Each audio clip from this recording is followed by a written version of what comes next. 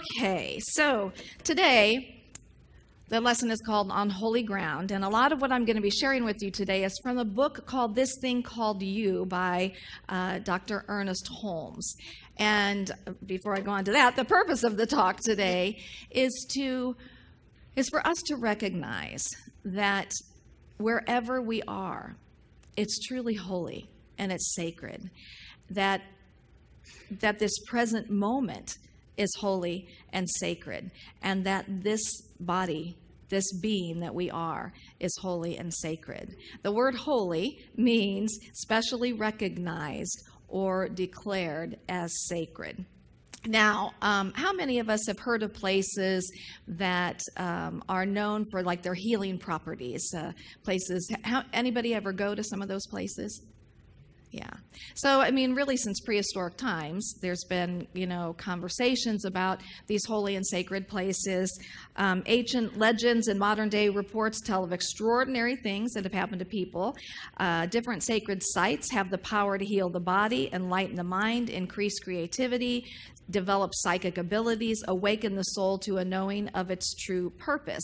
And a long time ago, I shared a story of a young girl who, and this was like, I think in maybe the 30s or 40s, who was really, really, really sick. And she wanted to get to these healing waters. And she was so determined, and she had such faith that these waters were going to heal her. And so she made this journey, which was very, very, very difficult for her to make. Because she had to go by train, she had to go by boat. And she got there, and she got into those healing waters, and guess what happened? She was healed. She was healed.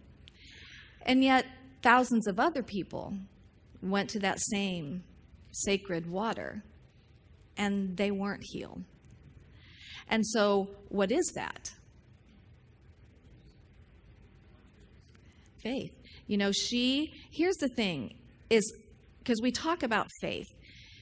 Jesus also said, to believe without doubting it in your heart. And I'm going to tell you, that little part of that scripture is one of the hardest ones for us, is to not have any doubts in our mind and in our heart. And it's not even doubts a lot of times we're conscious of.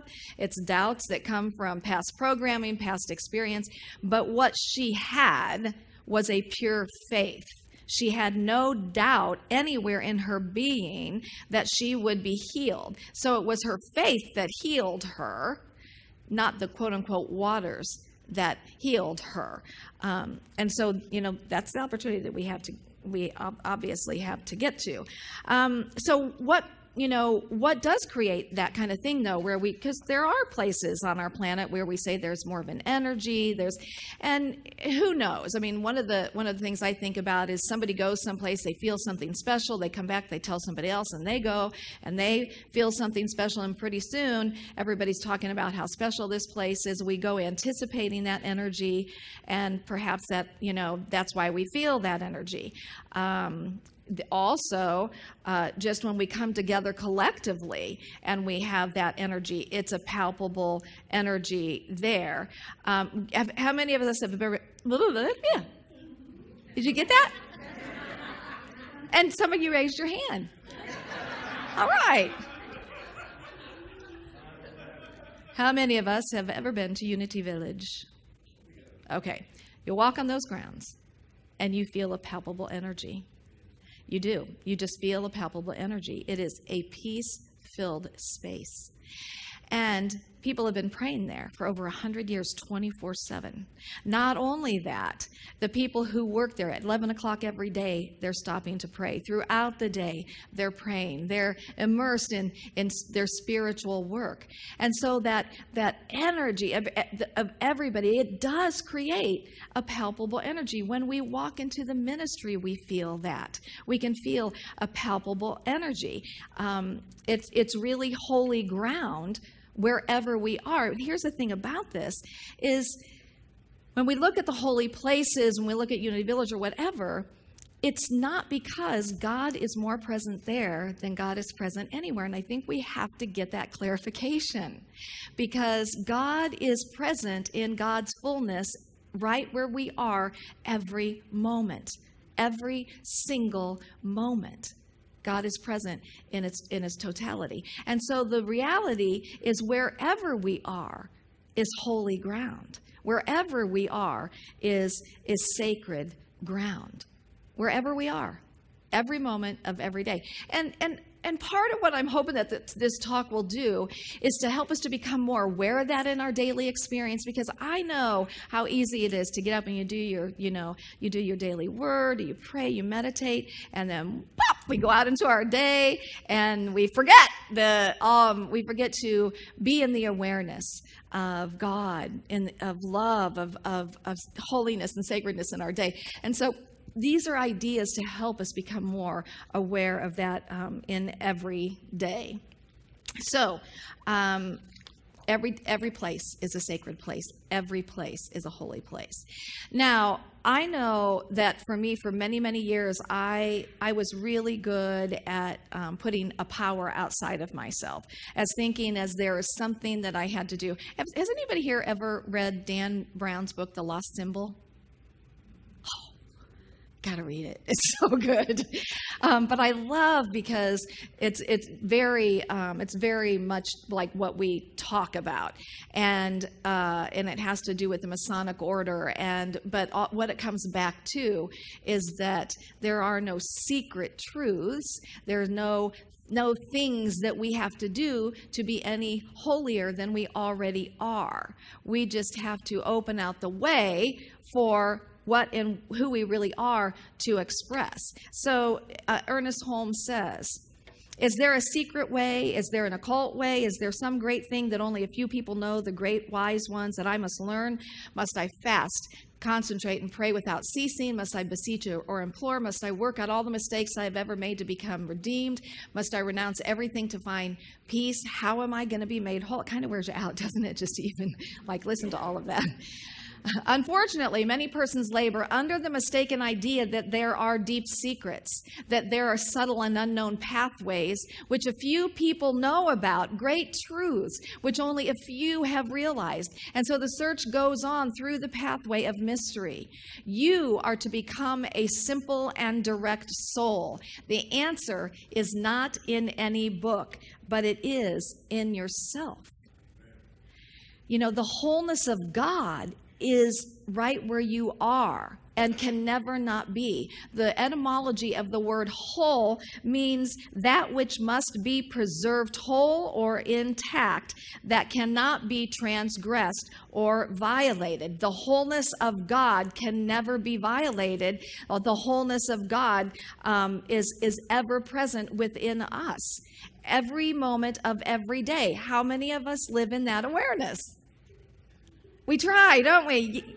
Yes, I love that. I love your excitement about it, because that's where we want to be. We want to be in awareness and live from that awareness.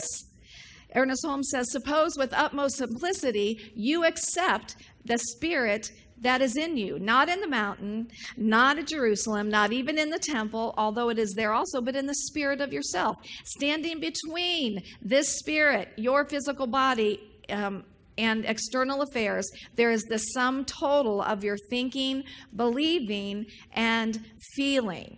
And so the only thing that makes us feel like we're separate and that God is not here and this is not a holy and sacred place is our mind, is our thinking. And guess what? We can change our thinking, can't we? Be ye transformed by the renewal of your mind, that you may prove what is the truth. And so it's opening ourselves up to become more aware on a regular basis of this. Michael Bernard Beckwith, love him. He said, since the beginning of time, the heart of the new thought, ancient wisdom, mystical teachings has revealed that you and I are the sacred site of God. Listen to that. Yes, you and I are the sacred site of God. Embody the realization that ye are the temple of the living God. Don't wait for whatever future circumstances you think represent the ideal conditions for your spiritual enlightenment. That right now, at this very moment, you are the temple of the living God. Now, I'm going to tell you that for most of my life, except for the last couple of decades, I gave my power away because I didn't think I had the answers. I didn't think that I had the power. And so I put people into my path that were my saviors. And they had my answers for me. They knew what I needed to do next. They knew, even when inside, I knew it wasn't right. But I didn't have the faith in myself to know that what I was feeling was actually the right direction. And so I allowed, a lot of people to direct me in different paths. It was through my spiritual journey, it was through that unfoldment that I came into that realization that the allness of God is right here. The wholeness of God is right here. And actually, it was tapping on me during those times when I knew that it wasn't the right path for me. But the great thing is that wholeness, that allness of God can never leave you. It can never, because it's right here where we are. And I had to open out the way and let go of a lot of those old ideas so that I could really tune more in to that tapping, tune more into that nudging, tune more in to that still small voice, which for me, you guys, I still have never heard an actual voice. It's a knowing that comes into my being, but I know that I know that I know, and follow that. And that is always, now I'm going to tell you, it's not that it hasn't led me down some rocky roads, but I'm going to tell you those rocky roads have always led to more than I could have ever imagined. And if I listen to what others thought I would do, I'd just be going down rocky roads and there wouldn't be any happy rainbow at the end of them, except for I'd have the opportunity, once again. So coming to that realization that I am the holy, sacred sight of God. Let's say that together. I am the holy, sacred sight of God. I am the temple of the living God. I am the temple of the living God. And feel into those two things. What does that mean to you? I am the holy, sacred sight of God. I am the temple of the living God. I am. Wow, that's big, and that's amazing, and that's awesome. And we can't even begin to really know what that means, but we want to step into this more and more, and we want to say these things over and over again to ourselves so that we can really dig into that and start living more from that awareness of who and what we truly are. Now, another aspect of the on holy ground is being in the present moment. And that's that every moment is a holy and sacred moment. It's interesting because I was reading a lot of different quotes and stuff, and it always tickles me when people say, cherish every single moment of your life. And I'm like, oh, that would be great if you could be in that awareness to cherish every single moment. But let's cherish a lot more moments of our lives than we have been in the past, and, start on that. So how many of us have referred to the good old days? Yeah. The good old days. Let me read a little about the good old days. As children, we would ride in cars with no seatbelts or airbags. Riding in the back of a big pickup truck on a warm day was always a special treat. Our houses and baby cribs were covered with bright colored lead-based paint. We had no child-proof lids on medicine bottles, doors, or cabinets, and when we rode our bikes, we didn't have helmets.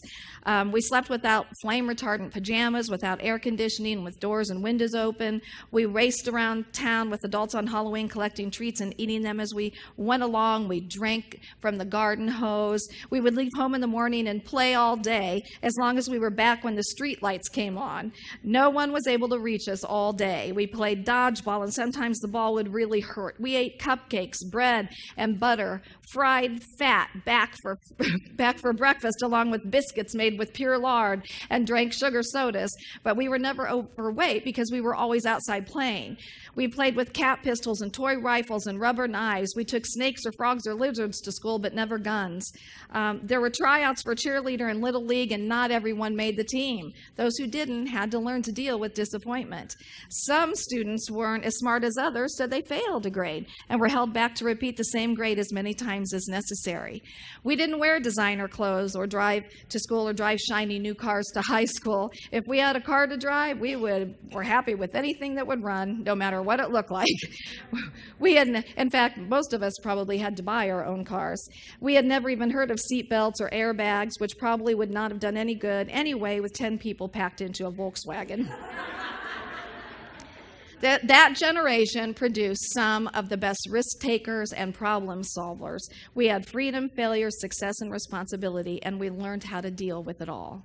Pretty cool. So we look at those as the good old days. And my dad, who would have been 94, he had his own way of looking at the good old days. And my question is this: how present were we knowing that we were in the midst of the good old days?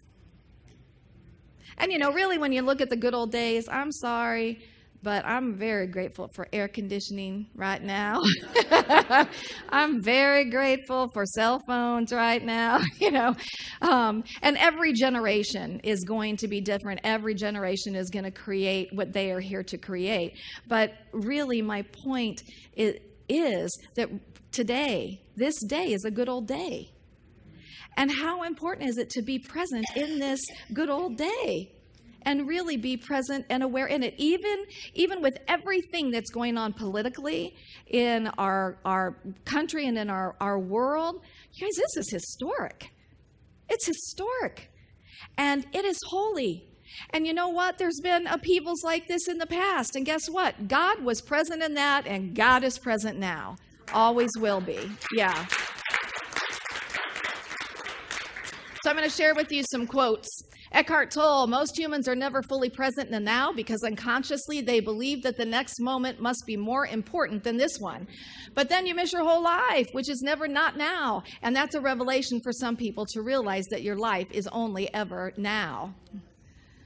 Life is made up of special moments which make it worth living. There are many cherished moments that are missed due to the stress and fast pace of daily living. We must slow down and remember how precious it is to be alive and to love. Life is short, time is fast, no replay, no rewind, so enjoy every moment as it comes. Realize deeply that the present moment is all you ever have. Make the now the primary focus of your life. Nothing lasts forever. That's why you should savor the moments before they run out. So I think we got it, right? Be in the present moment and live in the now. Now, Paul and I were talking about this idea of the good old days, and we were talking about how important it is to be present. Well, Paul lives next door or across the street from Anpac, which is on Sunshine. And so for years, he would take, this is his dog Orca, who recently passed away. But he would take his dog Orca and our other little dog Jasmine, and I would be with him. We'd go and we'd walk the dogs out in the parking lot there, and it was so great. And here's what I can tell you is that we were in the present moment of just enjoying those opportunities to go take those dogs for a walk. But it hit me yesterday because they're building a huge fence. And it is an iron fence, kind of like this, with spears on the end. I mean, nobody's getting in that property. And I said to him, wow, next week we're going to say, those were the good old days when we got to take the dogs there. But we were really present in it. And so I want to share with you that for me, my family is like the most important thing in my life, and my grandkids and my friends. And so I spend a lot of time with them, and I'm going to tell you, I do not take it for granted. My awareness is so keen.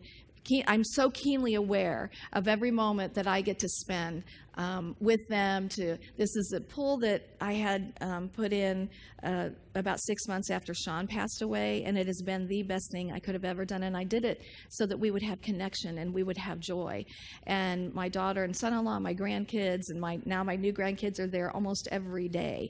And in those moments, you guys, I mean, it takes my breath away because I'm so grateful that I get to have these, and I recognize that these are precious times, and I recognize that I am living, I am literally living the good old days. The other Harry, and that's my mom, And my daughter and I, we do the Diva Dash in Branson, and my mom and sisters. My point being that it is so important to be in the day, to be in the moment. You know, you can't do anything about the past. We can intend and pray for the future, but our biggest job, you guys, is to be present and to be fully present now. Don't let it get away from you. Don't someday, look back and go, somebody says, oh yeah, do you remember that? That was just such a good time. And you're like, oh, I don't really remember that, because you weren't present to it. Because we're only promised right now. This is the only time that we're actually promised. And it's precious, and it's holy, and it's sacred, this now moment. So I'm going to invite us, if you would like to share, in 3 affirmations. And, this is about that we are the holy, sacred site of God. We are the living temple of God and living in the moment. So together, I am the holy, sacred site of God. I am the living of the living God. I am living in the moment. And so as you leave here today, I want to encourage you not to leave this in this room, but to make that choice now, to make that commitment in your mind, in your heart, in your soul, that you are going to be in so much more awareness of this day, and of whatever it is that you're doing next, of letting yourself be fully present to it. And if you're going to go eat, be fully present in those moments, whatever it is that you're going to do today, and know that they're holy and sacred and special and beautiful moments that you'll never have again. And let yourself really deeply enjoy them. And I know that you're going to have just a fabulous week. I do want to tell you, Chaz is going to be here next week, because Paul and I are actually going to Michigan and doing something I've never done before. We're actually going to be hugging Lake Michigan. I thought it was Superior, but hugging Lake Michigan for 7 days. I've always been like a destination girl, fly somewhere. Oh, here we are. And so I'm really excited with this. And I'm going to tell you, we are going to be in the present moment, and we are going to fully enjoy each other. We're going to enjoy the new scenery. We're going to enjoy the time. We're going to enjoy it all. And we will be different coming back. We will be different coming back. And that's the opportunity that we have every day. Namaste. Namaste.